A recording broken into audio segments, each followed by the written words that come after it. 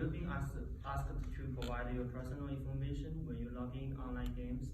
Recently, Chinese government issued a new law. This law asks everyone must provide their identity number and name when logging to all online games.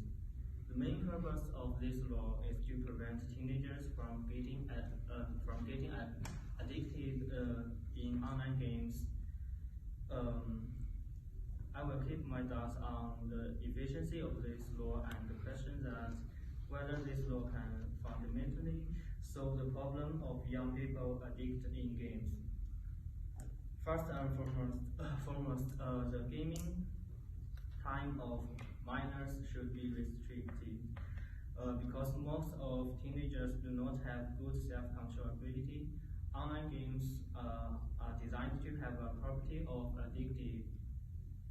Game designers will set up easy to obtain rewards in games and to hope that players can spend more time on it. In the book Off the Hook, Exploring Reasons for Quitting Playing Online Games, it says that online games have characteristics that are different from other popular entertainment, that players can be hooked into a virtual world by games that satisfy various motivations. Online gaming can be very time-consuming because game players interact with both the game and other players.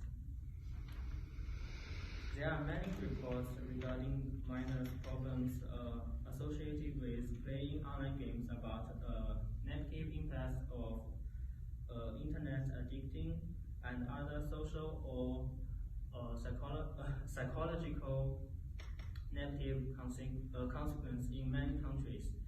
Some governments have developed policies to regulate the online games industry.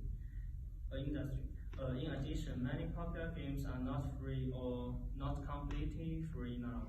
Some manufacturers will provide a free game, but when you play, you will find that if you don't spend money on it, the game will cost a lot of time, and it's difficult for you to get some resources, and even a good game experience. These games will show that they are free on their website. Many parents will think that their children are playing free games without checking and feel reliant. In fact, a huge number of children cannot refuse to the temptation of items or rewards by spending money on games. Secondly, the generation or condition of the minor game timing protection system of all game manufacturers is the age of the players. However, this information is provided by the players itself. When system asks for their age, some teenagers will fill in an age over 18, which is fake. Some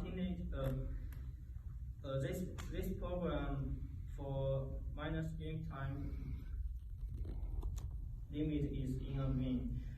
Wang Hu, an owner of an internet bar in Beijing, says many youngsters simply use the information of an others or even fake the information altogether to process an orders, neatly sidestepping the regulation.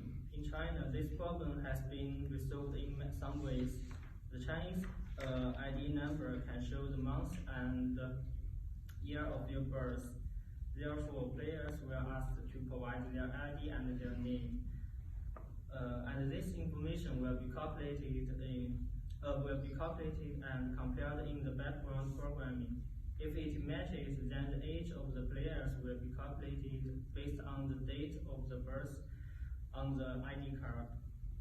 Although this action has achieved certain benefits, it also brings more problems. First, it is the use of others' ID cards. Some children use their grandparents' ID cards for verification. These elderly people are not familiar with online games and have no idea of teenager game restrictions. Another problem is the misappropriation of other people's information a few years ago. You can even get a list of other people's ID card number and name, compare the name on the internet, although these websites are closed now. Finally, I think that the most effective way to prevent minors from getting addicted in games is accompanying of the family. Some parents do not have enough time to play with their children. They will give their mobile phones to their children and do not have a password for their payment system. Children will get used to playing games alone in the room instead of communicating with others. Daily Mail reported that an 11-year-old boy steals his mother's credit card before blowing £11,000 and the gaming company refused to refund. In conclusion, I think it is necessary to set up a system to protect teenagers away from getting addicted in online games. But the current system for the games is not effective, and it may cause other problems. Instead of thinking about setting up a system to detect the age and then restrict the time, it is better to have more family time for kids. Here, I advocate on everyone to spend more time with their brothers and sisters, talk to their parents more, and in the future play with your children instead of letting games accompany with them to grow up.